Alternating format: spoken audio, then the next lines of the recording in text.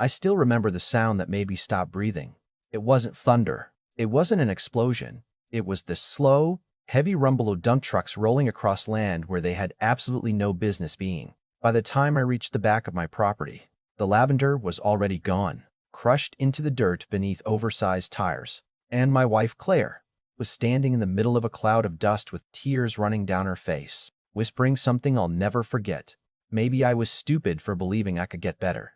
That's the moment this stopped being a property dispute and became the most personal fight of my life. My name is Ethan Brooks. I'm 39 years old, and for almost 15 years I've worked as a licensed land surveyor outside the small town of Cedar Hollow, Missouri. Most people think my job is just measuring property lines and sticking little orange flags into the ground. But the truth is, after enough years of reading deeds, plats, easements, and county records, you start seeing land differently than everyone else. You notice invisible boundaries. You notice when someone quietly crosses them. And you definitely notice when someone thinks they're clever enough to pretend they don't exist. Before everything happened, Claire and I had built a quiet life that honestly wasn't very exciting. And we liked it that way. We weren't the loud neighbors throwing parties every weekend. We weren't the couple arguing across the driveway. Most evenings we'd sit on the porch with coffee, watching deer wander out of the woods while talking about absolutely nothing important. That changed after the accident. A distracted driver ran a red light one rainy October afternoon and hit Claire's SUV hard enough to spin it into a utility pole. She survived, but the damage to her lower spine changed everything. Surgery helped her walk again, but the constant pain stayed. Then came something even harder to fight: depression. She stopped laughing. She stopped cooking. She barely answered phone calls from friends. Every morning felt like convincing someone to climb a mountain barefoot. Doctors adjusted medications over and over. Physical therapists worked miracles. Counselors never gave up, but nothing seemed to reach whatever darkness had settled inside her. Then one specialist casually asked Claire whether she'd ever enjoyed gardening. It sounded almost ridiculous at first, but she decided to try. I cleared nearly 3 acres near the edge of our woods, hauled in fresh soil with my old tractor, built raised beds with cedar lumber, laid winding stone paths by hand, and planted the flowers she remembered loving as a little girl at her grandmother's farm: lavender, coneflowers, blue sage, wild roses, black-eyed Susans. We even built a small wooden bench under an old maple tree where she'd drink tea every morning before the heat rolled in. Little by little, something changed. She smiled more often. She started humming while watering plants. Some mornings I'd look out my office window and see her kneeling in the dirt with muddy gloves, talking to flowers like they were old friends. It sounds silly unless you've watched someone slowly disappear and then somehow find their way back. That garden wasn't landscaping. It was therapy. It was hope, growing one bloom at a time. Our neighbors understood that. Most of them anyway. The people who lived closest would wave at Claire when they drove past. Mrs. Delgado from across the county road would sometimes leave homemade peach pie on our porch. Even the mail carrier joked that our mailbox smelled better than half the town. But then there was the Ridge Creek Homeowners Association, sitting just beyond our western property line. Technically, we weren't part of the HOA. Never had been. Our land had been in my family decades before the subdivision existed. Still, every time their board changed leadership, someone eventually wandered over trying to tell me what color my barn should be, or suggesting I trim trees that weren't even visible from their neighborhood.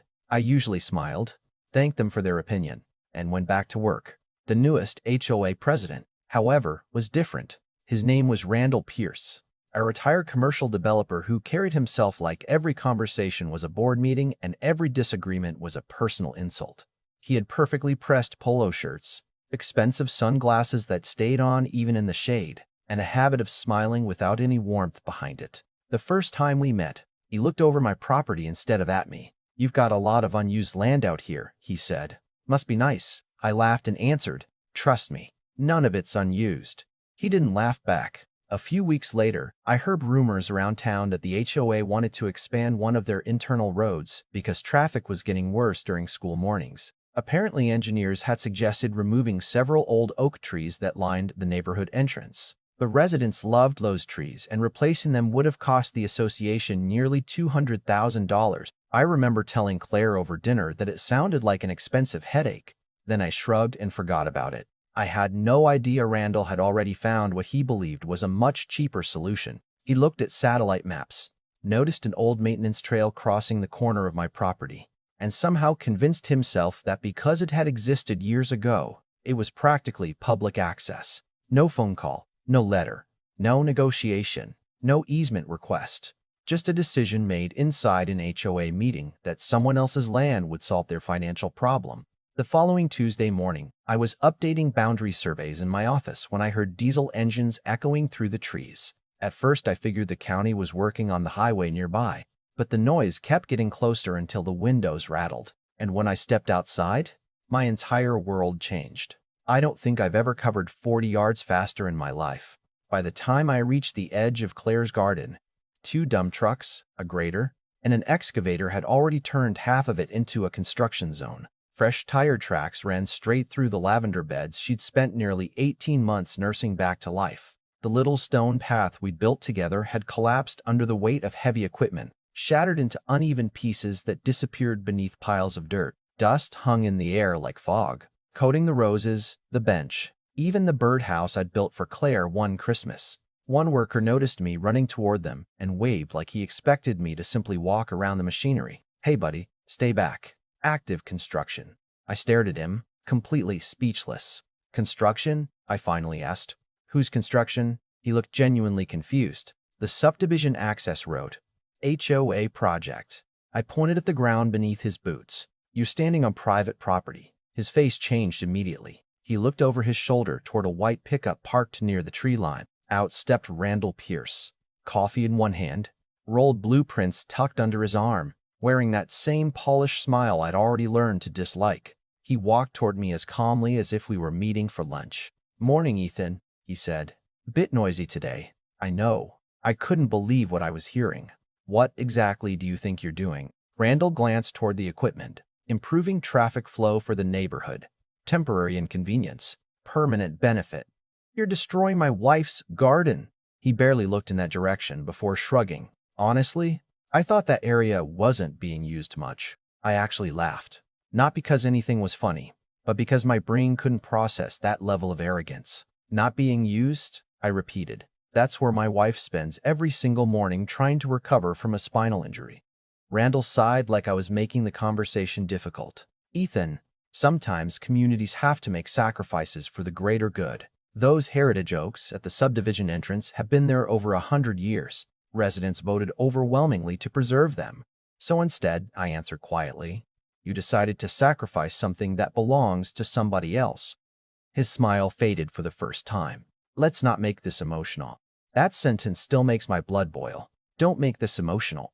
My wife was standing 20 yards away trying not to cry while strangers bulldozed the one place she'd found peace after nearly losing herself. And he wanted to talk about emotions like they were some inconvenient distraction. I turned around and found Claire kneeling beside what was left of one flower bed, carefully lifting broken lavender stems out of the dirt like they were injured birds. She looked up at me with red eyes and whispered, "Maybe this is a sign that I should stop trying." Hearing that hurt more than seeing the destruction itself. I'd spent 2 years watching her fight through pain that most people couldn't imagine, celebrating tiny victories like walking an extra block or smiling during breakfast. And now one careless decision had convinced her that none of it mattered. I knelt beside her, held both of her hands, and said, "Look at me.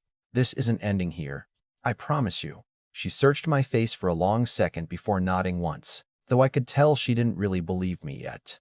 I helped her back toward the house, asked our neighbor Linda to stay with her for a while, then walked into my office and closed the door. Anger makes some people reckless. It makes me organized. I opened the steel filing cabinet where I keep copies of every survey I've ever completed on our property. Original warranty deed, county plat, boundary survey, historical aerial photographs, utility maps, recorded easements dating back 50 years. I spread everything across the drafting table and started checking one document after another. 5 minutes became 30. 30 became an hour. Then I found exactly what I already suspected. Nothing. No roadway easement. No public right-of-way. No temporary construction agreement. No condemnation order. No county acquisition. Nothing giving anyone permission to put a road across our land. I logged into the county GIS system, pulled recent planning commission records, then checked permit databases. Still nothing. No grading permit covering our parcel. No environmental review. no traffic impact study. Whoever approved this project had either ignored every legal requirement or assumed nobody would know enough to challenge it. Unfortunately for them, they had picked the worst possible property owner. I called the county recorder's office first. Can you verify whether any new easements have been recorded against parcel 18442? The clerk placed me on hold for less than a minute. No, sir. Nothing at all. Next came the planning department, then zoning, then the Department of Transportation regional office. Every answer sounded the same. Confusion. Finally, one transportation supervisor asked, "Wait, they're routing subdivision traffic across private land without an approved access permit?" I answered simply, "That's exactly what they're doing." There was a long pause before he replied, "Please email me photographs immediately." I did better than that. I drove my drone over the entire construction area, capturing high-resolution aerial images showing heavy machinery crossing clearly marked property boundaries. I photographed crushed flower beds, destroyed retaining walls, broken irrigation lines, fresh tire tracks, and workers operating well beyond any legal construction limits. Then I emailed everything to every agency involved before noon. After that, I made one more phone call. Midwest Fence Solutions, the receptionist answered. "How quickly can you install commercial chain-link fencing?" "Depends how much." 8 feet high, around the entire western access point. "Emergency job." She laughed nervously. "Emergency fence? You'll understand when you get here." By 1 o'clock, 3 installation crews were unloading steel posts. By 2, concrete was curing. By 3, 8-foot chain-link panels stretched across every location where vehicles had been entering my property. Large reflective signs faced both directions. Preservate property. No twerp a cease to cess. THRS passers will be prosecuted. Workers from the construction company stood there staring like they'd just watched a bridge disappear. Randall's pickup came flying down the temporary road so fast gravel sprayed behind his tires. He slammed the door and marched toward me. "What the hell is this?" he demanded. I calmly tightened one last bolt with my wrench before answering. "A property line. You can't shut down this project."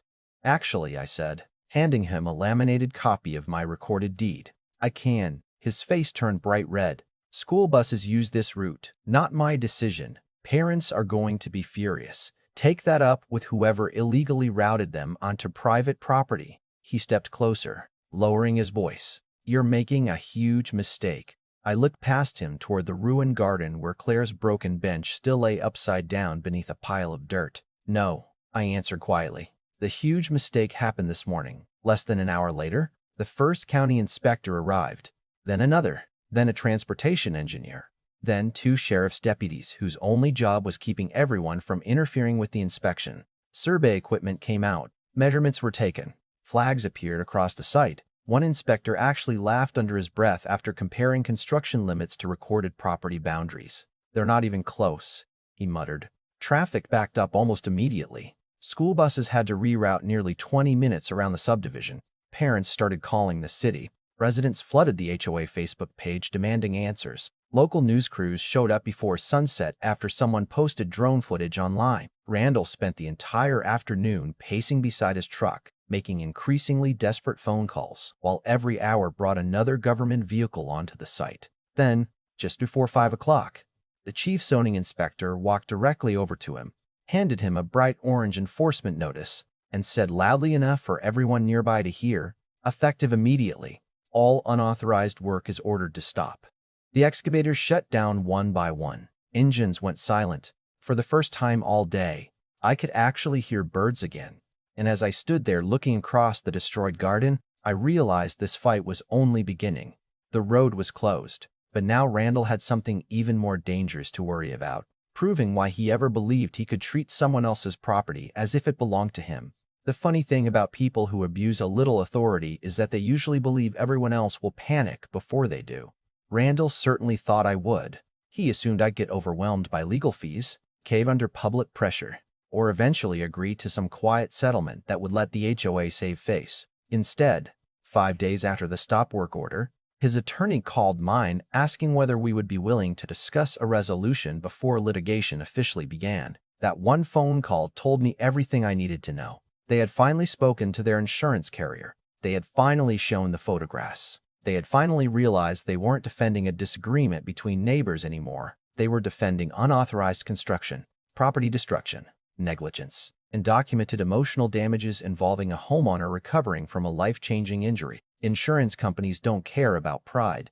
They care about risk, and Randall had become very expensive. Our first meeting took place in a neutral conference room at the county courthouse. Randall looked nothing like the confident man who had stood beside those bulldozers a week earlier. His tie was crooked, the circles under his eyes were impossible to hide, and every few minutes he rubbed his forehead while his attorney whispered something into his ear. My lawyer, Sarah Collins, didn't waste time with speeches. She placed 3 folders on the table.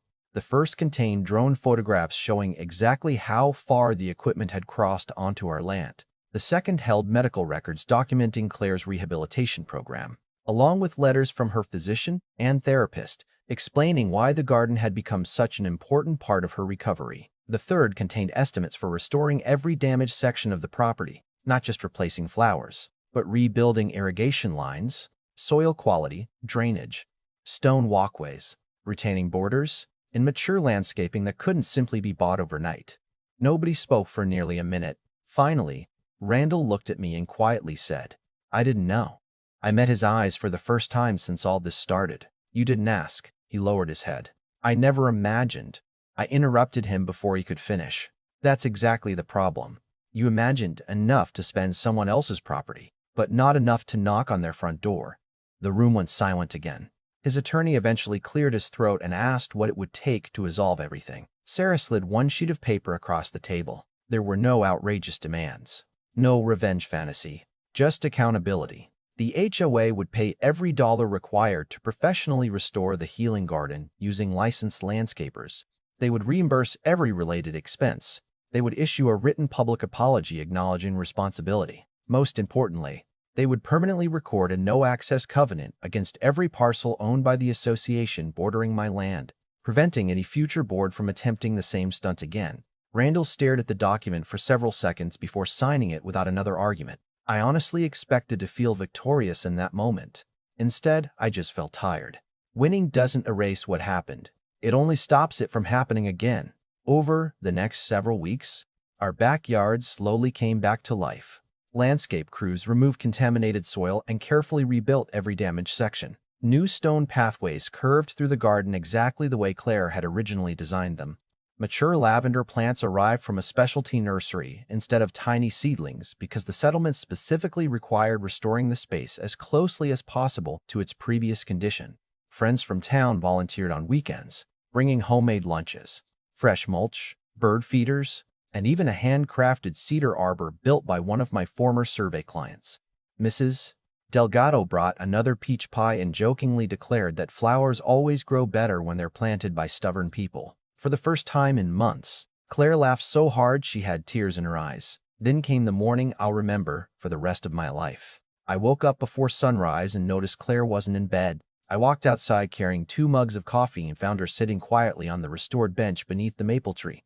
The lavender had started blooming again, filling the cool morning air with that familiar scent we'd both missed. She reached over, took my hand, and after a long silence simply said, "You didn't fight for the garden. You fought for me." I wish I could explain how much those words meant. Through every survey I'd completed, every legal documents I'd read, every fence post I'd installed, none of it had ever really been about property rights. It had been about protecting the person I loved when she couldn't carry that weight herself. 30 days after the settlement, Rich Creek residents held a special HOA meeting that overflowed into the parking lot. Homeowners demanded financial records, questioned every decision surrounding the illegal road project, and by the end of the meeting, Randall Pierce had been voted out of town. A retired school principal replaced him, and one of her first public statements was saying, "Communities work faster than respect costs less than lawsuits." I couldn't have said it better myself. Every now and then someone asks whether I regret putting up that fence because the subdivision still has to use the walls to enter the road. My answer surprises me. I don't regret the fence at all. I regret that it became necessary. Because the truth is, none of this started over traffic or old trees or construction costs. It started the moment one person decided another family's pain was less important than his own convenience. That's a dangerous way to lead anything, whether it's an HOA, a business, or a neighborhood. Today the garden is fuller than it has ever been. Claire spends her mornings there again, sometimes reading, sometimes planting, sometimes simply sitting in the quiet. And every time I see her smile, I'm reminded that some things can never be measured in dollars or square footage. They can only be protected by someone willing to stand their ground when it matters most. So now I'd like to hear from you. If you had been in my position, would you have settled the case the way I did? Or would you have taken the HOA all the way to trial to make an even bigger example out of them? Do you think Randall deserved a second chance after apologizing? Or was the damage already beyond forgiveness? Let me know your thoughts in the comments because stories like this rarely have one answer everyone agrees on. And if you enjoy real stories about standing up for family, protecting what's rightfully yours, and reminding powerful people that actions always have consequences, don't forget to like this video, subscribe, and I'll see you in the next one.